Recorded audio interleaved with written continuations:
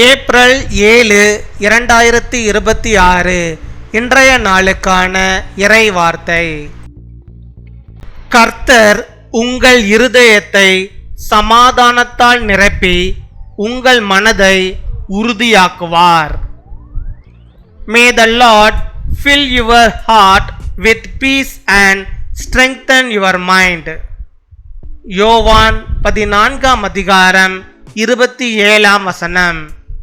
John chapter 14 verse 27.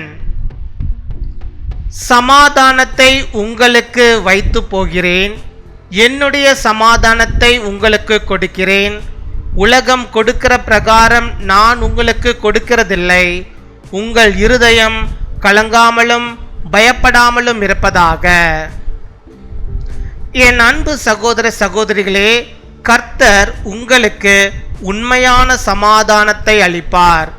உலகம் தரும் சமாதானம் தற்காலிகமானது, ஆனால் கர்த்தர் தரும் சமாதானம் நிலையானது. உங்கள் கவலைகளின் நடுவிலும் அவர் உங்கள் மனதை அமைதியாக்குவார்.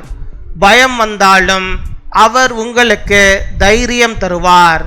கலக்கம் நிறைந்த சூழ்நிலைகளில் கூட அவர் உங்களை சமாதானத்தில் நிலைநிறுத்துவார். Peace I leave with you, my peace I give you. I do not give you to you as the world gives. Do not let your hearts be troubled and do not be afraid.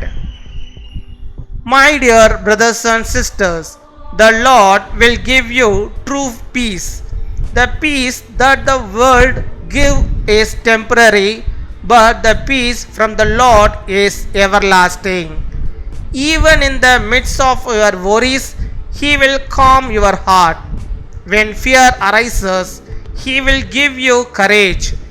In troubled situations, He will keep you steady in His peace. பின்வரும் ஜெபத்தை நாம் யாவரும் சேர்ந்து சொல்வோம். அன்பான பரலோக தந்தையே, எங்கள் இருதயங்களை உமது சமாதானத்தால் நிரப்பும். எங்கள் பயங்களையும் கவலைகளையும் நீக்கி தைரியத்தையும் உறுதியையும் அருளும். எங்கள் மனம் கலங்காதபடி எங்களை நடத்தும். இயேசுவின் நாமத்தில் ஜெபிக்கிறோம். ஆமேன்.